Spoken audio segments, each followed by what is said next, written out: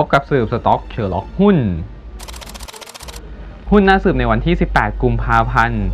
ราคาหุ้นพยายามรีบาวอีกครั้ง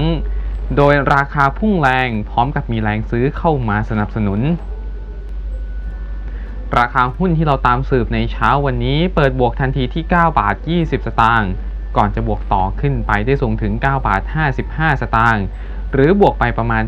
7%ขณะที่ปริมาณการซื้อขายก็สูงกว่า 100% หากเทียบกับค่าเฉลี่ย 5 วันทำการซื้อขายก่อนหน้าเราลองพูดถึงหุ้นบริษัท S11 กรุ๊ปจำกัดมหาชนหรือว่า S11 ทำธุรกิจสินเชื่อเช่าซื้อโดยลูกค้าหลักเน้นเป็นกลุ่มมอเตอร์ไซค์เป็นหลักส่วนผลการดำเนินงานของ S11 ล่าสุดแจ้งงบปี 58 ทำกำไรไปได้ 353 ล้านบาทคิดเป็น 59 สตางค์ต่อหุ้น